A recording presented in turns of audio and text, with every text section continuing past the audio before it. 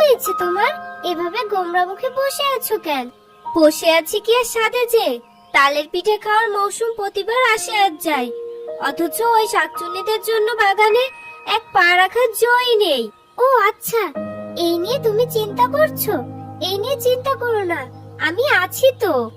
বাপরে, যে বাহাদুরি দেখাচ্ছিস!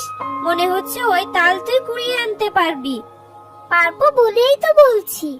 তা কি এমন রাজকার্য করবি শুনি? জাদুটনা করছিস নাকি শাকচুন্নিদের জন্য? না না, ওরা তো আমাবস্যার রাতেই সবার ক্ষতি করে। পূর্ণিমার রাতের ফকফকে চাঁদের আলো টেকা ওদের জন্য কোনোভাবেই সম্ভব হবে না। আমি ওই সুযোগটাই গোটা কয়েক তাল তুলে নিয়ে বাড়ি আসবো। শোনো মেয়ের কথা, দিনের বেলায় তাদের ভয়ে কেউ বাগানে পা রাখতে পারে না, উনি চললেন রাতে তাল কুড়াতে। আহা মা, তুমি একবার আমার উপর ভরসা করেই দেখোই না। ঠিক আছে, যদি তুই দুটো বড় বড় তাল আনতে পারিস তাহলে বুঝবো তোর বুদ্ধির তুলনা নেই।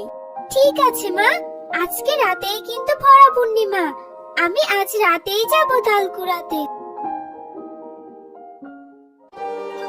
সাবধানে যাস মা, উল্টো পাল্টা কিছু দেখলে এক দৌড়ে বাড়ি চলে আসবি। খবরদার, বেশি বাহাদুরি করতে যাবি না। আচ্ছা মা, তুমি অত চিন্তা করো না, আসছি আমি। হে বিধাতা, একমাত্র তুমিই পারবে আমার এই পাগল মেয়েটাকে রক্ষা করতে। এতবার বারণ করার পরেও তার নিজের জেদ গেল না, তুমিও সহায় হও।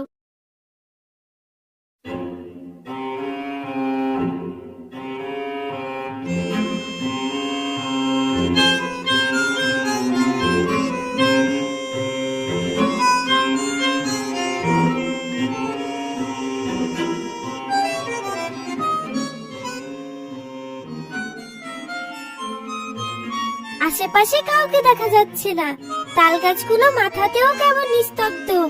আমি ঠিক জানতাম পূর্ণিমার রাতেই এই বদমাশ শাকচুন্নিগুলো কারোর কোনো ক্ষতি করতে পারবে না।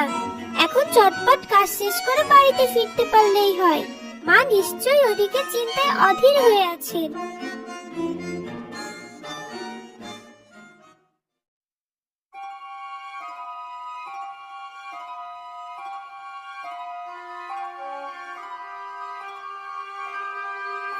কে রে ওখানে? এত বড় সাহস কার যে আমার তাল বাগানে এসে তাল চুরি করছে? কে রে তুই?